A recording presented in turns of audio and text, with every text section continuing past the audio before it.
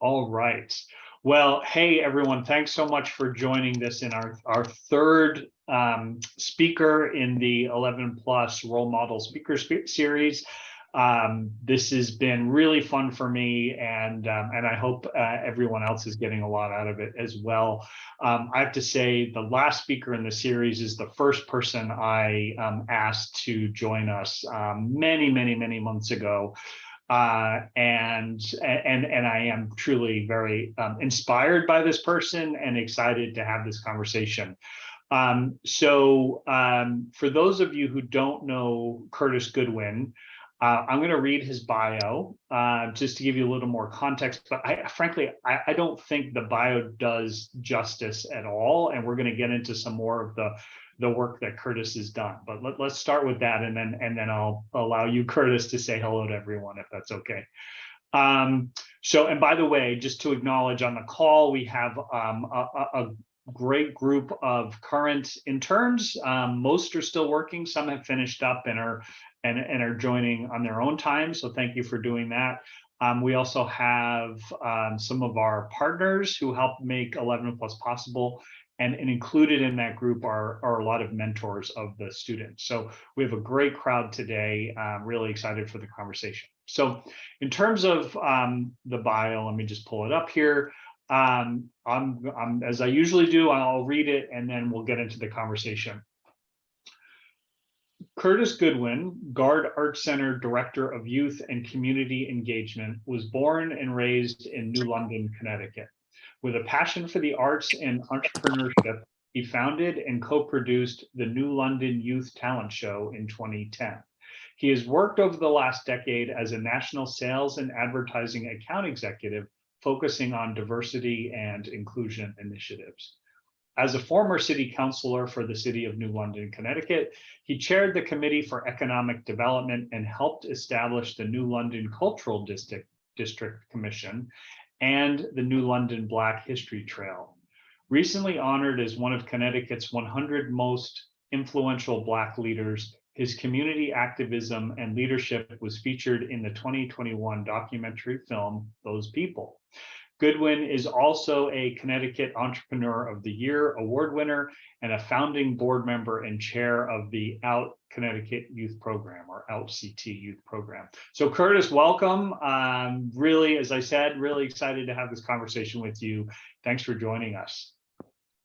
Thank you, Andrew. I'm beyond excited to be here and welcome everyone. It's a pleasure to meet all you guys virtually, and I'm excited for any questions and just to engage in the conversation. Great, awesome.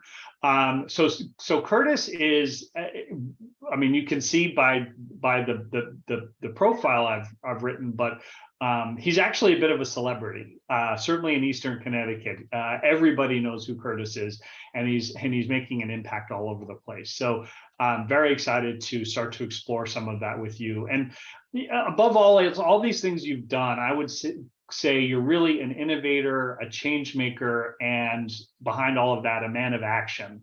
And you've done so much to make Eastern Connecticut and frankly, the world a better place. And I do have a lot of questions. I mean, we could take this in so many different directions. I'm going to try to stay focused and then also allow the audience to ask questions. Again, audience, you can type them in the chat. You can raise your hand if you want to ask verbally, come off mute and ask verbally. And then, of course, we'll leave time at the end for other questions. So I always like to start at the beginning, Curtis, and understand where people come from. And so with that, it would be helpful to get a little bit more of your background. So what was your childhood like? What was your life like growing up? And I presume that was in New London? Yep, that was in New London, Connecticut. My family is originally from New York City. So they moved out to New London, Connecticut for a better life and for the school systems. Growing up I mean, it's hard to really put into words. I was kind of explorer from a young age. I always was like envisioning a better life. I grew up in lower income, which we consider the projects, for those of you guys who are familiar with that terminology. So if you're familiar with lower income, it can be tough. It's kind of like a dog eat dog's world. You're kind of on your own to kind of explore, figure things out. There's less mentors. You're prone to all the things you see and read in the headlines. And, my whole life, it was just about how do I not become either in jail, dead, or something that I see on the headlines? So I spent a lot of my childhood reflecting on what I seen and trying to stay away from it. And when I wasn't doing that, I just excelled in school, extracurricular activities. I was huge into the arts and music. My family is a very sports-driven family, so that competitive nature was in me from the beginning. But really, music and education kind of kept me afloat and really helped to, I guess, push me into worlds or situations and networks that I never thought were dreamable or possible. So that's mostly my childhood. Okay, cool. So you had this sort of um, intrinsic sort of motivation. I mean, as you said, you always were competitive, but you sort of talked about your family as well supporting you on that. And I do know, because I read this somewhere, that yeah, you've always been an achiever, getting great grades in school. And if I'm not mistaken, you were class president of your high school for, was it all 4 years you were there? Is that right? Correct. So where do, I mean, yes, you might have had something in you, but where do you think that, was there anything in particular that drove you to do that, give you that motivation? And you said you wanted to sort of make your life better. That's, I know that's not exactly how you said it, but where did all that motivation come from? I mean, it's truly like it's just my concept on life. One of my biggest quotes or mantras that I live by is adversity is fuel. And all I knew was adversity. And I knew from a very young age, probably from my mom and how tough and strong she was to be a single mom and raise, 5 kids and then adopt 5 others.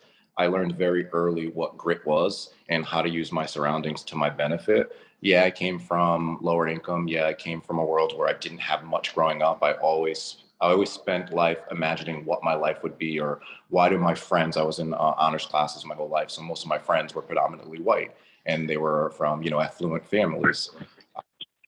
I never wanted to be in a space where I was envious. So I didn't want to blame my mom for what she didn't have. So I knew it was my responsibility to figure out how to go and achieve it. And I just was beyond motivated and had what they consider tunnel vision on how do I not become a statistic? It just became a matter of life and death from a young age, whereas other people, it doesn't work the same way. Yeah, no, that's great that sort of fired you in the right direction. And it did I hear you say you didn't want to be envious, but you created, I think you're Yeah, saying you created that for yourself so you didn't have to be envious.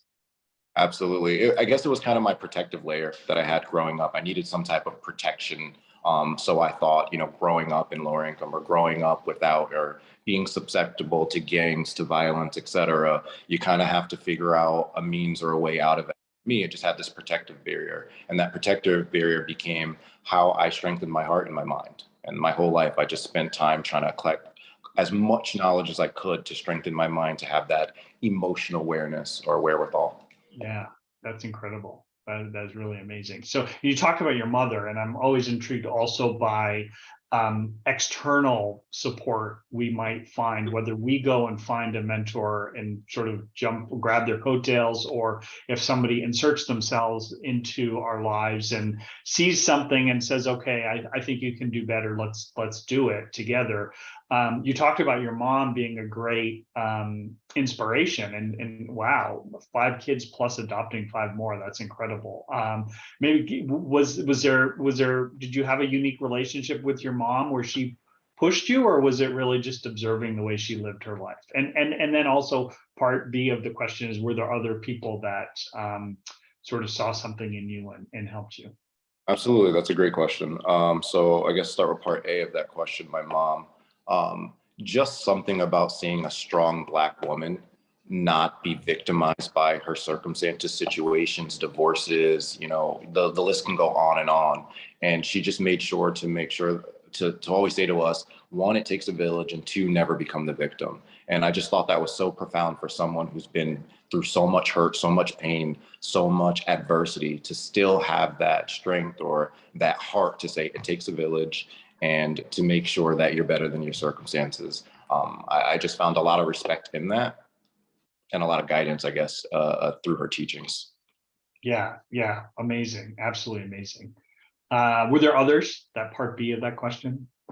Were there others? There weren't many people of influence over my life. I didn't grow up with many mentors. Again, my mentor was adversity, unfortunately. I think that's why so much of my work is tied to giving back in some capacity, because I think that's so important. I always think if I had had that extra leg up, if I had that hand to reach out, if I had had that opportunity given to me, not given to me, but afforded to me that I worked hard for, it would have made all the difference for me to be that much further or something else, or to not have suffered so much. So I make it a part of anything I do to my get back. So Yeah, and it's clear you do that amply, lots and lots of giving back. It really is impressive.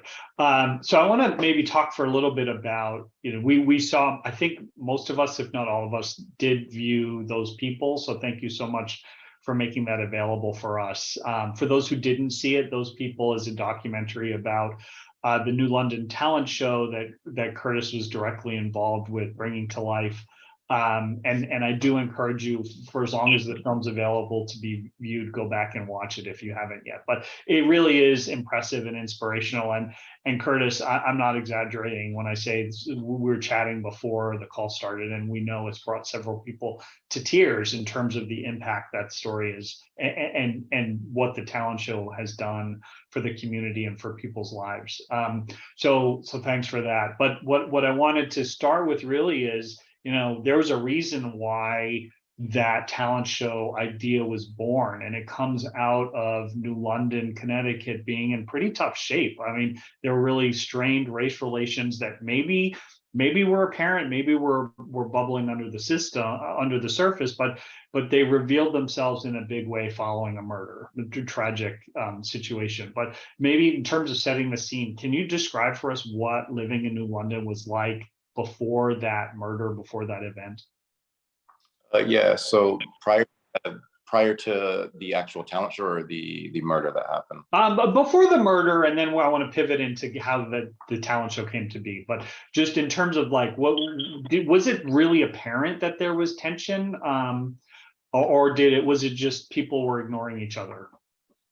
I believe it was more of people were ignoring each other. It was like the unspoken thing that existed. I didn't realize until now, being older and then have gone through the what's described or illustrated in Those People, and then becoming a city councilor, how polarizing it is for me to go back and look at how segregated New London was. There were so many significant events that make national news. The Kilo case for in New London and Fort Trumbull.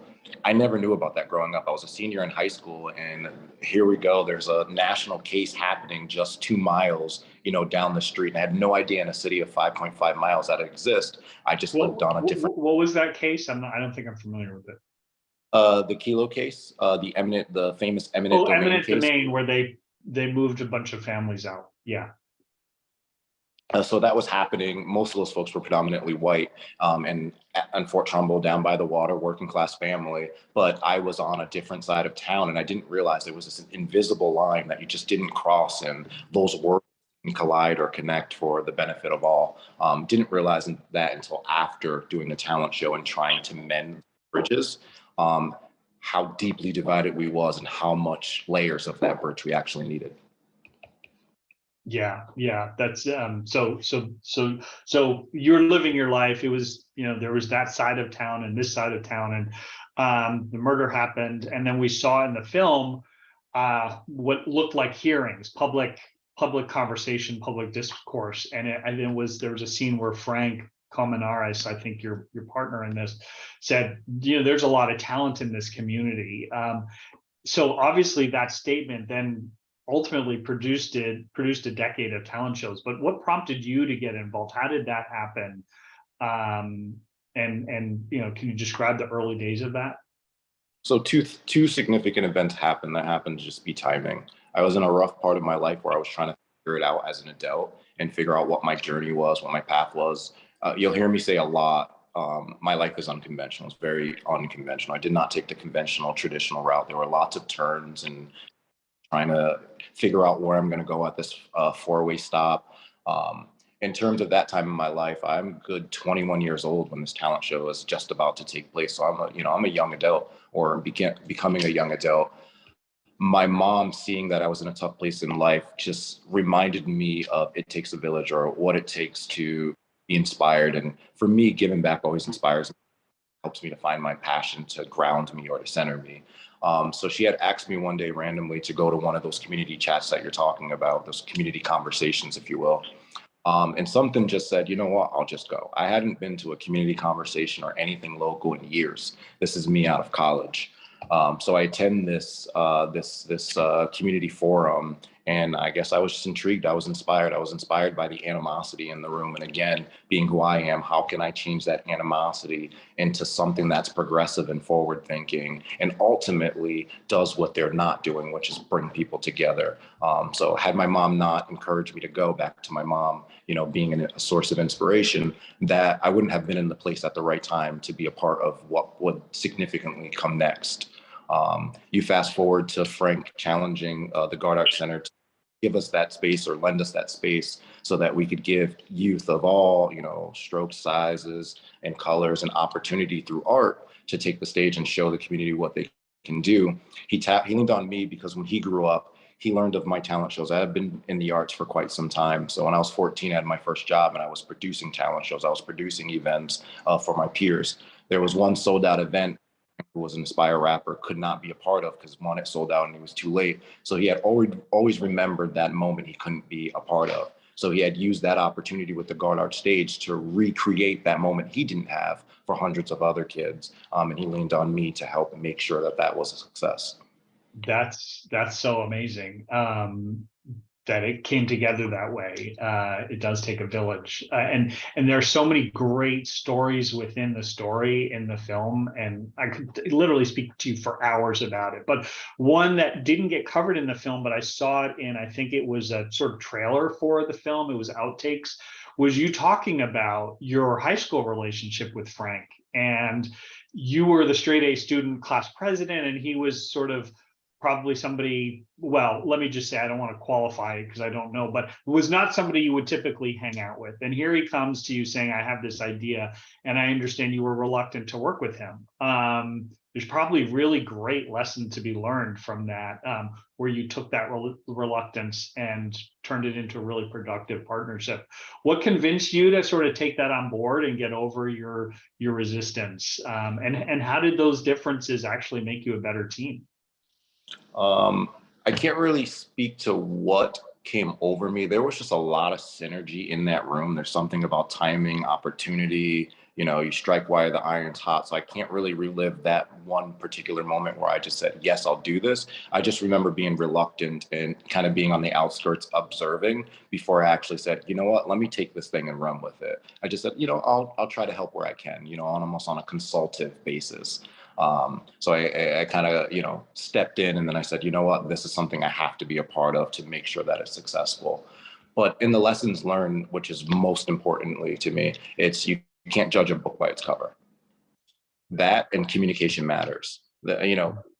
Everyone's different, whether you're the class clown, the class president, straight A, F, it doesn't matter. It's all about where you're going and how can we get there together. But the moment we start judging a book by its cover, or we start creating these barriers, which typically come in the form of communication, we eliminate the idea to expand in life or to have what could be such a purposeful life, because it truly takes a village. There's no person stronger than a team. It just doesn't exist. You can't see anything in life without a team. And you never know who that team player is going to be. It could be someone that you hated in high school. It could be someone that you have yet to meet, or an ex, etc. But the moment you judge a book by its cover, you start ripping out of pages to a book that could have been a great story of your life.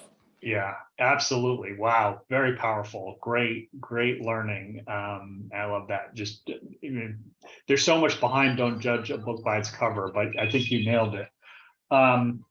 So someone's calling me. All right. So let me just pivot a little bit more. I want to get now into the impact that talent show had. And as we saw in the end, that was so powerful, the end of the film, where you give updates on where people are, and dancers are pursuing their craft professionally, and singers are out there performing in the region. Frank, I think I saw at the end, is now a music and video producer. There's the policeman, Anthony Dolan, who is now in the Connecticut House of Representatives. So all these things happened. It's really amazing. And first question, just because I love to know, are you staying in touch with a lot of those people? Have they become your friends through the years? Every single person that you just name, all of them directly, I still stay in contact with. So anyone you've seen that was scrolling, Marco, Casey Flax, her dad, Bruce Flax, every single one of them were still a connected world. Whether I see them every day or not the case. Them often. Casey, I go check in to go watch her play in Mystic, Connecticut, which is 20 minutes, down the river. Nelson's in New York. I went to go see a Brooklyn Nets game. He came to the last talent show. I see Nolan very, very often. Frank as well. I'm still helping him in terms of his video production company, which he's employed by himself. He's an entrepreneur. He makes well more than he did when he was working, in the school system. Not to say you shouldn't work in the school system, but when you bet on yourself, it can work out, I guess was my point. Yeah. But that's the talent, every single one of them have access to me. That's great. That's great. So we did see those stories, and I'm just wondering if there are any other change impacts, because there were so many. But were there any that maybe we didn't see, or maybe that you're really, really proud of in terms of the legacy that's created either with individuals or with the community?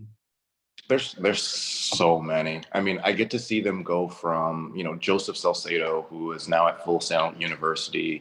He just came back from Peru, I think he was somewhere, studying abroad and launching his production and media company. This is a kid who I've known since he was about 8 years old, performing on the Goddard stage. And now he's a sophomore in college, launching his own business, traveling the world. So to be able to see the transition and to be able to be supportive and a part of that and to watch them go and, break that. I mean, it makes all of the difference. It's sometimes it's overwhelming to even think, to command that much power, or that much ability, or to create that network. It's beautiful. And there's so many stories. It's hard to say there's a favorite.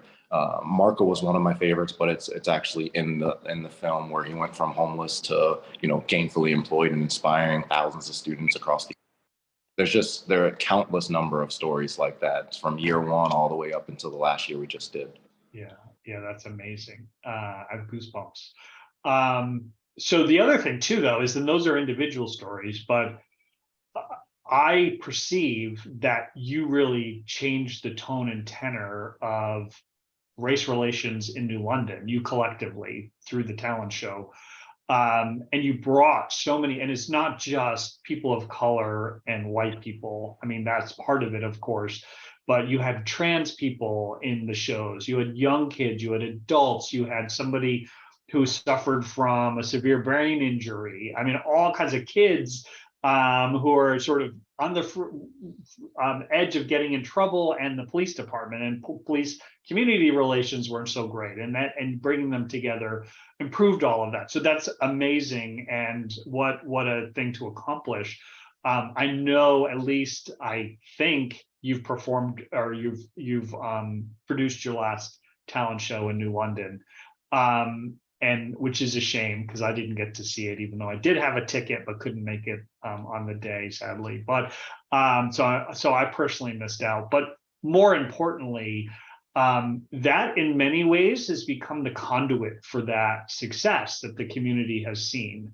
What are your thoughts about life after, for New London and the region, life after the talent show? Do you have any thoughts or concerns, maybe? There's not necessarily any concern. There's always a concern in life. Look at the world we live in. What if it goes wrong or it continues on the track that it's in? But in that concern, adversity could make you more inspired by what sprouts next. I can't be the one person who holds a city or communities and et cetera on my back. My job was what it was, to plant seeds to however long I could before transitioning to whatever's next for me to continue inspiring more. So that is 12 years of seeds planted that I try to redirect the focus to. In life, we're so, and we have no attachment to endings instead of new beginnings, chapters, et cetera. So I am and overwhelmed with, I guess, joy and ambition to help the next group of change makers succeed. as well as see what all those 12 years of seeds planted, what they do around my community and other people's communities. So I'm intrigued to see what fills the void of the talent show, as opposed to it ending. It doesn't end, it just expands. Yeah, that's cool. And I mean, I don't know. I love New London, but I'm a visitor. I'm not a resident, but I get the sense that the arts and the performing arts have really taken off over the last, and maybe I'm just more attuned to it now where I am in life, but over the last certainly 5 years, there's a lot more happening there now, and maybe that's another one of the outcomes. Who knows? Really cool. So, and that's, I think I love that too, is that you described your mom in a way that I would say for her, the glass is always half full. And that's exactly your outlook there. That's great. So very optimistic and exciting. That's awesome. So I could talk a lot more about the talent show and the video, but I want to pivot for a little bit. And then also encourage the audience, if you want to ask a question, just raise your hand or come off mute and interrupt me, or type in the chat window, because I know I did hear from several people before this that they were very interested in what you had to say. So I'm expecting some questions. So in terms of some of your other achievements, maybe can you talk a little bit about your professional life? Because a lot of this you're doing is, you're just doing this to help the community, but you also have to earn an income. And you found a way to pursue your purpose, really, as a consultant, working with organizations to help them access diverse talent. Can you share a little bit about what you do with that? And I think people would be interested. Yeah, I'm. What intrigues me or me tick is scaling things that I do that I know that are going to benefit mainly folks like me, but everyone that exists in this world. In doing the talent show and helping community, and then it turning to hundreds and then turning to communities, I realized, the vast inequities that exist in these communities. And one of the biggest things is to employment, access to make a living wage, as you just noted. In the beginning of doing the talent show, homeless. I was truly trying to figure it out. I completed the first living out of. Nobody knew that, but that's something. I mean, you guys now know that. So. And you glitched out. So I just can you repeat that last line? You were living out of your. Out of my car. So I was living out of my SUV the first year of the show. So the entire first year of the show, everyone's, blah, blah, blah. They didn't come yet? I'm still on this call, so. Okay. There's somebody just is talking. They're not on mute. Do you mind putting yourself on mute until you have a question? No.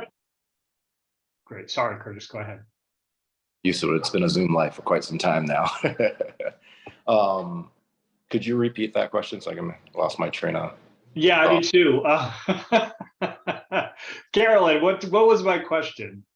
You were asking him to repeat. He was living at Curtis. You were going through your story, living out of your SUV, and every day you would come to the theater, and that's where we kind of lost contact with you. And then there's a question in the chat. So yes, I was living out of my car year one, which brings me back to employment. So I became keenly aware of the employment discrepancies that exist in HR, that exist in access to great jobs, to fair labor practices, to equity in, wages. Females are paid disproportionately, let alone Black females, corporate America and the lack of culture. So this thing that we call DE&I was doing this, since I was 14 years old, but professionally, I started doing this for the last 8 or 9 years. I've been doing this. So I worked in corporate America. I started in sales, and I grew from a sales role. I found a little niche, if you will, in employment advertising. So I decided I would only sell advertisement for diversity and inclusion. Those would be the only things that I would sell for. My manager looked at me and said, A, you're going to make less money, and B, why would you do this? And I said, I'd give up my entire portfolio and I just want these 3. Just let me live on my little island with diversity. Long story short, those accounts, which are the National Society of Black Engineers, the Society of Women Engineers, the Society of Hispanic Profession Engineers, those grew to me managing over 12 different diversity and inclusion sites. And these are organizations that are international. Society of Women Engineers is one of the sites for females and engineers, same as NSBE, the National Society of Black Engineers. They have chapters all around the US and abroad. These are folks that are hiring, the next engineers that are going to build the submarines in Groton, that are going to go travel to fight wars. They're, developing for Coca-Cola, you name it. These are the employers that I'm dealing with. So I went from, being a sales guy to running the biggest DE&I, department in human resource advertisement. After being told, don't do this, you'll make less money. And then to that point about money, two things. I went from accounts that were averaging $250,000 to put back into, their organization through the sales that I would get from, JetBlue, Coca-Cola, Electric Boat, Pfizer, you name it. That 250,000 grew to over $50 million in revenue for these combined sites after being told no. And I say all this to say, and I get chills every time thinking about it, because these closed doors that come, and as people of color, as females, or as anyone who has any handicap, we have to continuously try to kick down these doors or break down these barriers.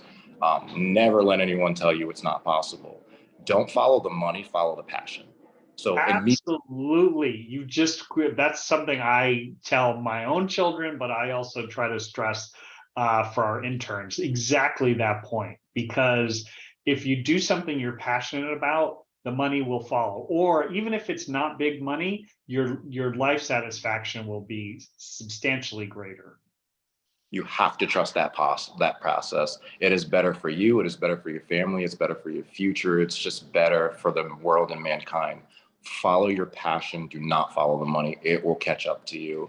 If you truly have that tunnel vision and you're passionate about something. I cannot stand firmly. If you had asked me this when I was sitting in you guys' seats as interns or studying at Johnson & Wales, or even the first few years of doing the talent show, I would tell you I was trying to rush the process. Rushing the process only leads to more dead ends, more times that you have to learn, failed opportunities. The list goes on and on and on. If there's anything you could take away from this, it's trusting the process and following your passion. Absolutely right. Applauding that. And I think the other thing I just want to comment on is, I think corporate America is starting to wake up that there is a commercial upside to DE&I. And boy, you proved that case early on. Well done to you. Really cool. So let me just pause. Leslie's asked this question about, you were involved in producing the film. Are you going to do any other filmmaking in the future? Well, first, hi, Leslie, and thank you for the question.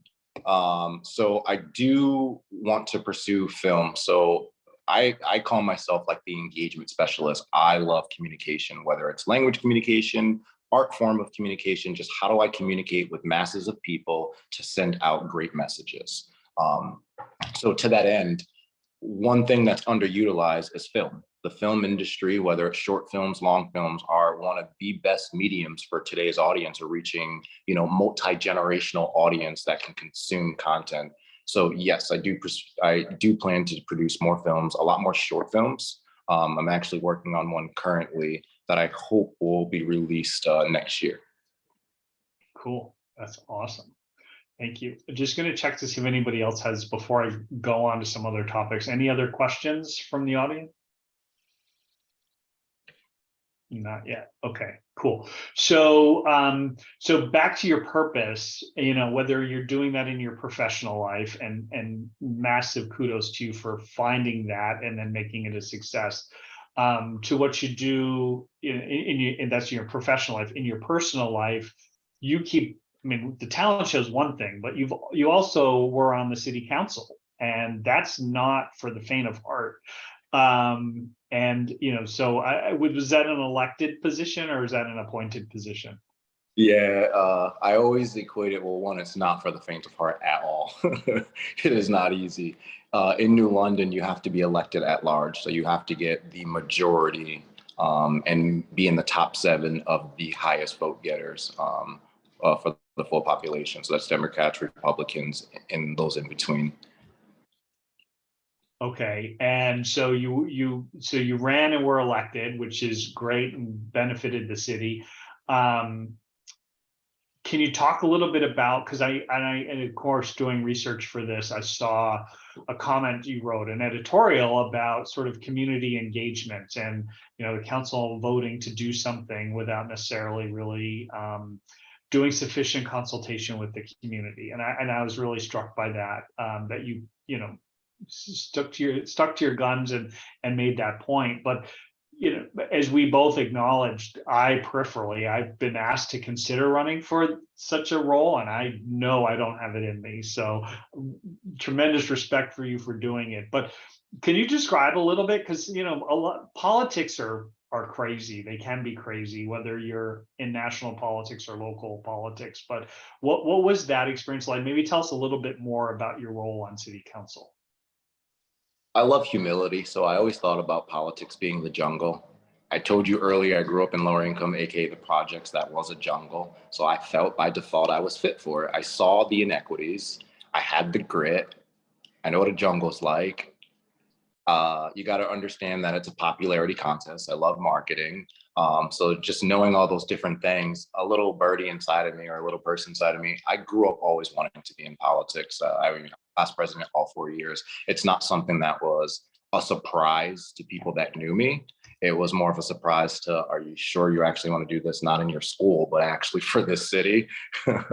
But I think the majority of them are more proud of me now than they were when I originally ran. They were very reluctant for me to take time away from building my company and who I was becoming professionally, to give back.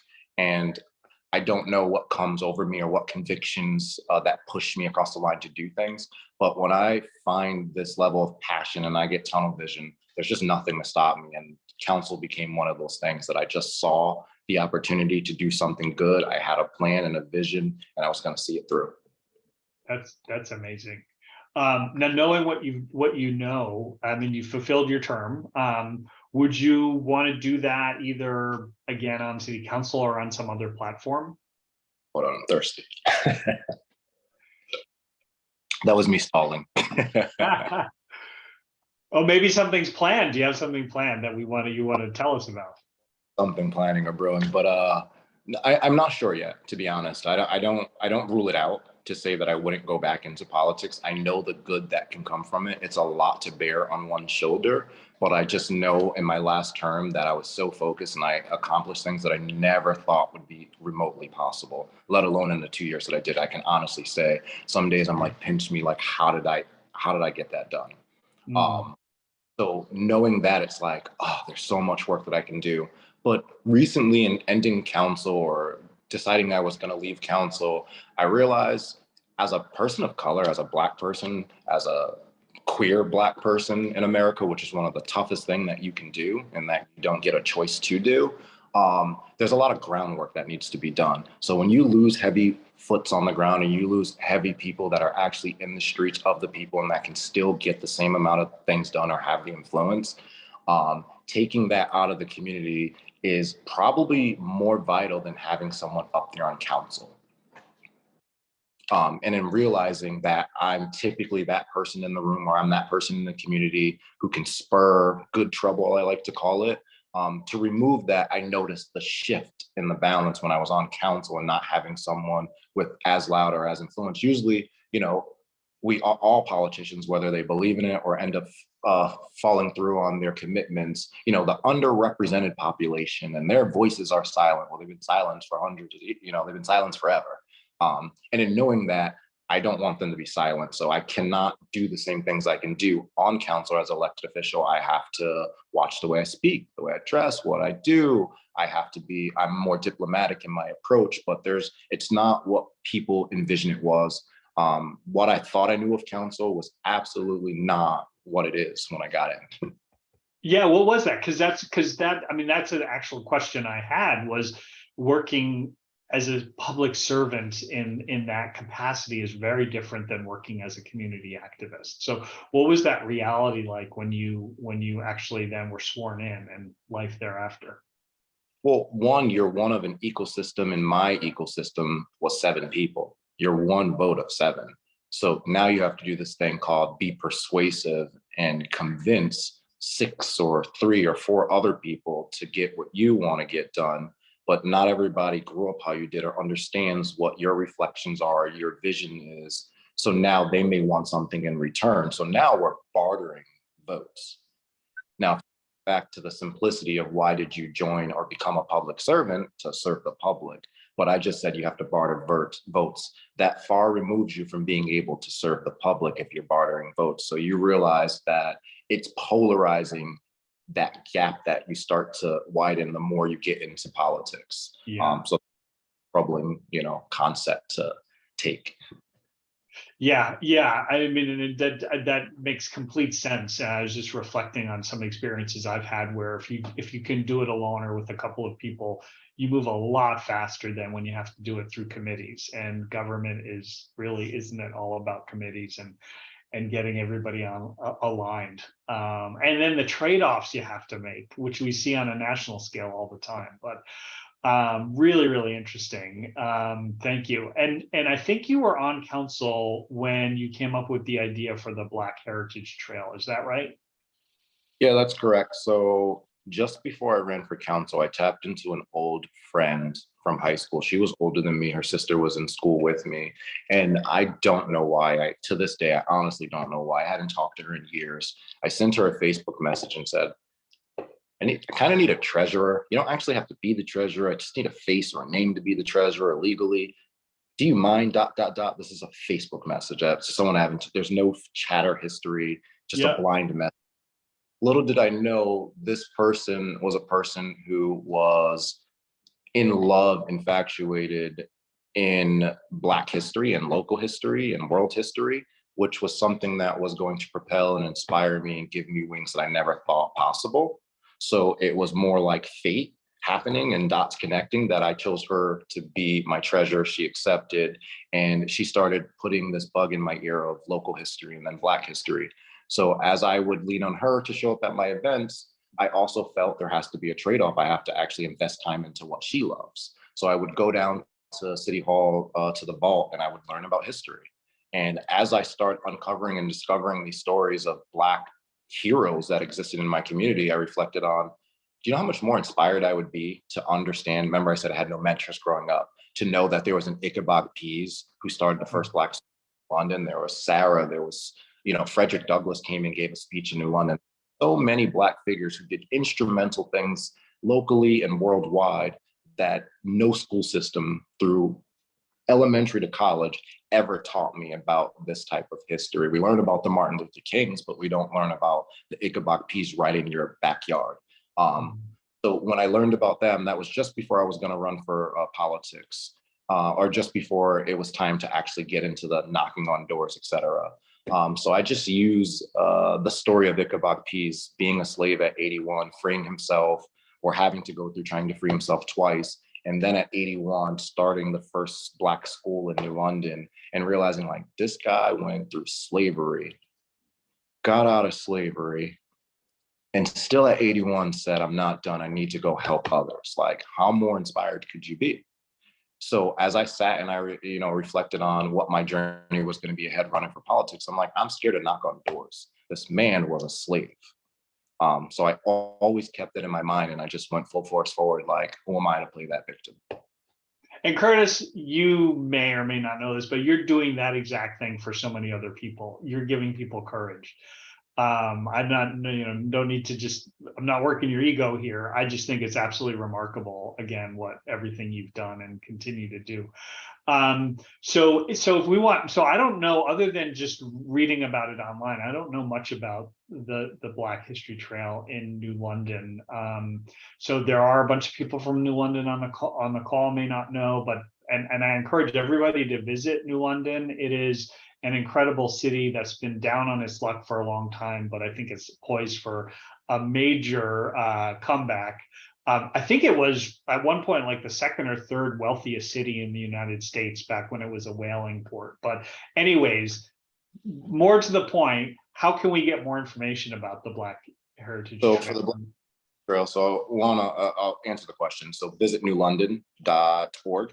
So if you go to visitnewlondon.org, it should be right at the front page, Black Heritage Trail. You can also just Google Black Heritage Trail New London. And if not by today, it's not the first one, it will be the first, thanks to Google Ads soon enough. So the Black Heritage Trail is going to be an immersive experience. So it's going to be self-guided tour when I'm done with it.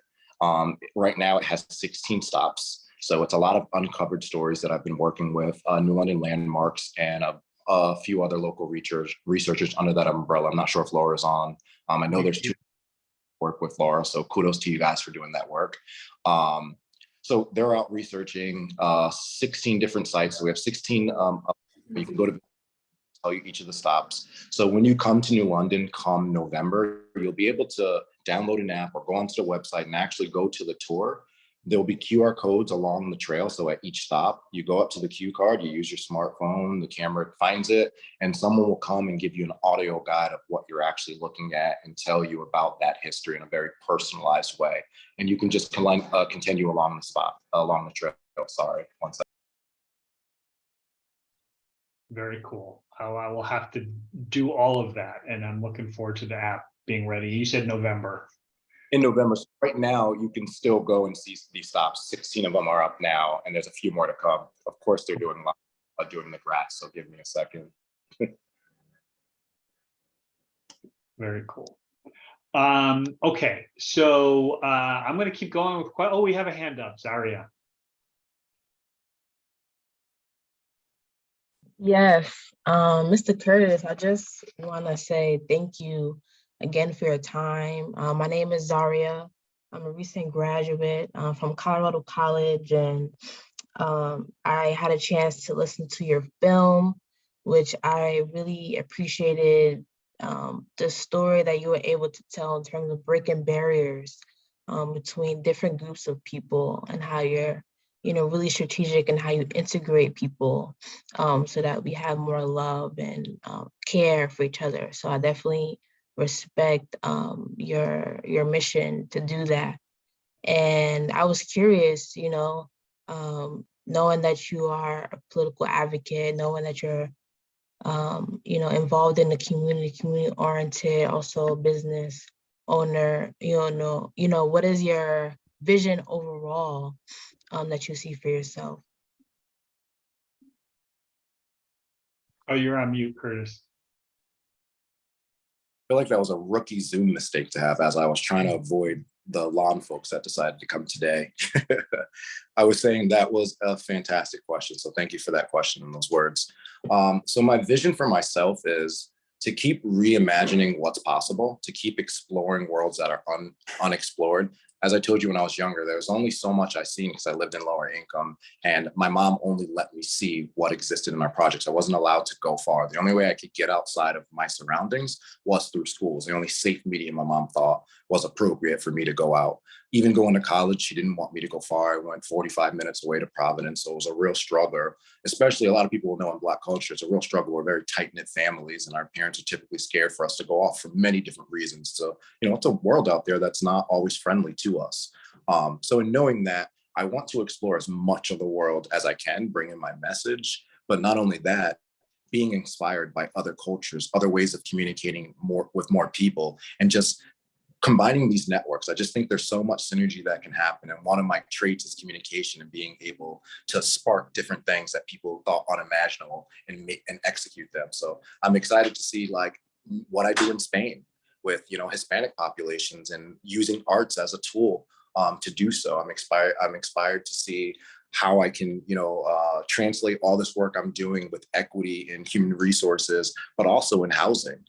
So a lot of it is just, knocking down each barrier that I can. I'm just so intrigued by, okay, it was arts to build my community. Oh, other communities need to be built. So let's go to housing. There's so many housing inequities. Why did I live in the projects for so long? Why is it generational passed down? Instead of housing, we're passing down vouchers to stay in low income. That's mind boggling that system has not been disrupted. The biggest path of wealth is through real estate. And the only real estate we have to share is an apartment with 4 walls. That is not acceptable to me. So being able to, level the playing field just inspires me. So I'm just on this mission to just correct wrongdoings and, to make people like Ichabod Pease, the shoulders that I stand on, proud. That is Thank amazing. you. Thank you. Wow. Cool. Let me just see any other question. Oh, we just had one come in. Let me just see here. So Leslie's asked a question. Thank you for sharing your perspective on why politics has always been a passion and environment, and upbringing definitely has an effect on why we chose the paths and careers we do. Absolutely right. Comparing growing up in the projects and politics to being like a jungle perfectly sums up obstacles people have to overcome. So just a commentary from Leslie, who is well, I don't want to speak for her, but I know she's familiar with your work and was excited to have you with us. Thanks, Leslie. And thank you, Leslie. So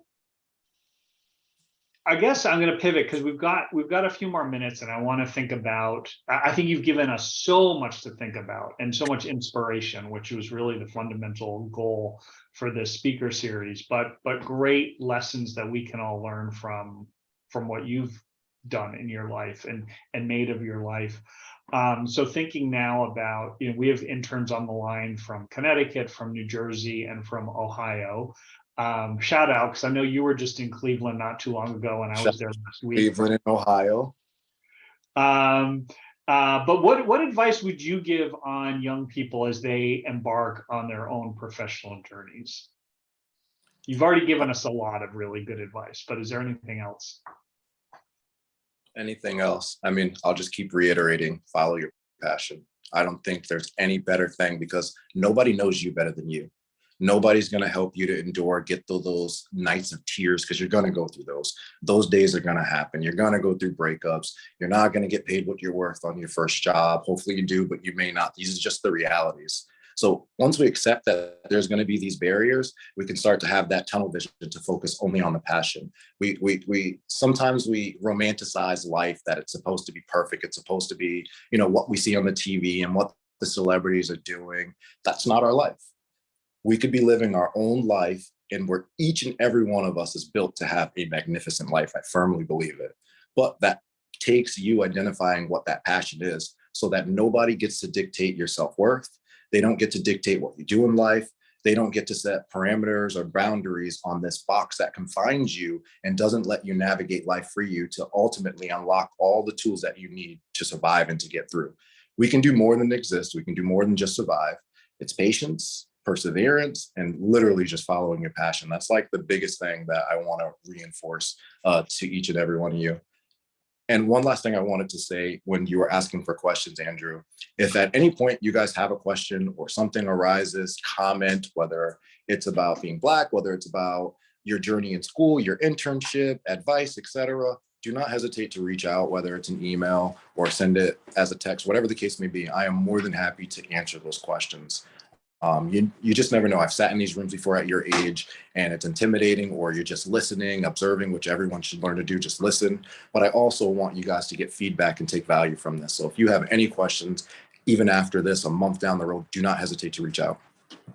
Thank you for that offer. Very generous of you. And I know you mean it sincerely. And I did have somebody ask me before the call, hey, can they reach out to you with questions about, I think about filmmaking. So you're going to hear from one, and I told this person, and I'll tell everyone, we want you to build your networks. So use LinkedIn for the value it can bring, and definitely reach out to Curtis on LinkedIn. And if we're not connected yet, I want to hear from you. I think I'm connected to most of you. All right. So we just had, okay. So here's a technical question from an aspiring filmmaker. What camera equipment do you use did you use when filming? I don't recall which camera equipment on that last film. I am more of the director or creative director producer. So I actually have film people doing the filming. But if you message me, I can send you plenty of leaks. I can actually set you up with Frank Colmenares, who was in the film, if you've seen the film, and get you guys chatting on what he does. And he's always looking for interns to show them how to create their own business through film. So happy to connect those dots there. But to you directly, I can answer that question offline and get you what camera we used. Cool, thanks for that. And then Janika's just curious to know why the New London Talent Show has ended. In life, you're going to realize you're going to evolve. You're going to want to do more things. You're going to want to do different things. And there's nothing wrong with recreating yourself. There's nothing wrong with blossoming and finding a new sense of purpose and passion.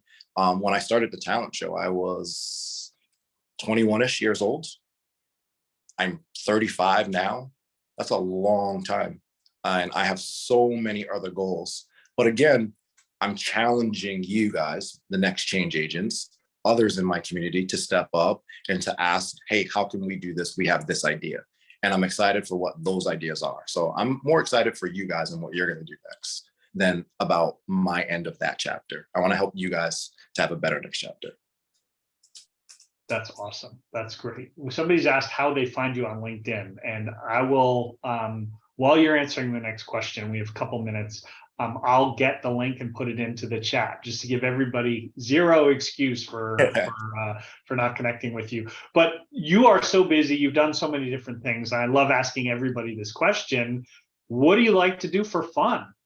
Okay, so two things. One, my LinkedIn, my social media is all Curtis K. Goodwin, so it's very easy. Just Curtis K. Goodwin on social media. I'm big on Facebook. I treat my Facebook like kind of like LinkedIn. I'm on LinkedIn, but I don't use it too often just to connect with folks.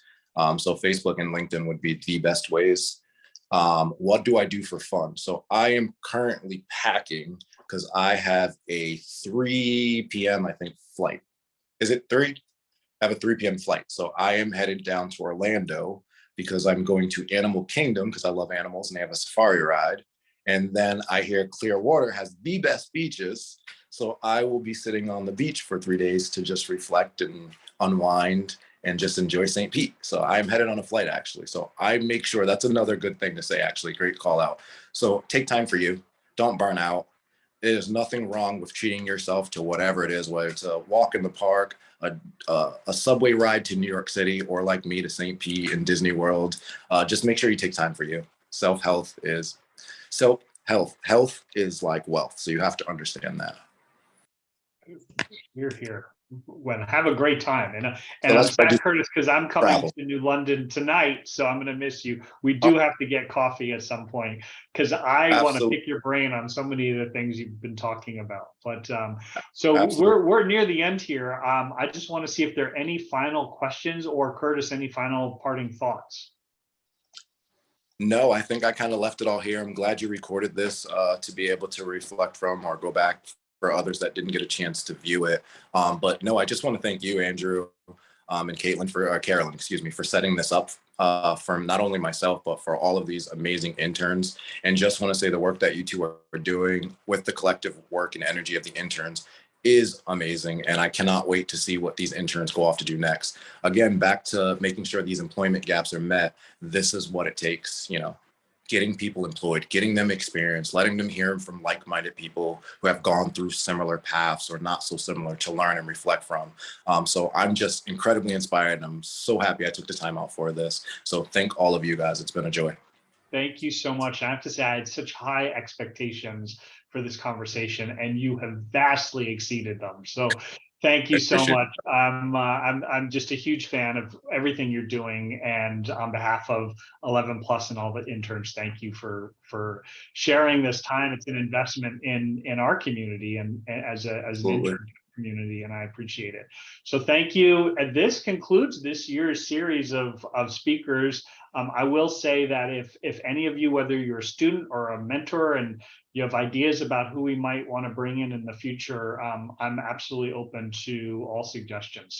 So let me know. But we'll wrap it up there. Thanks, everyone. Thanks for the good work all the interns have done this summer. Don't be a stranger. Carolyn and I want to help you however we can in your future. So do stay in touch. Thanks, everyone. Have a good one.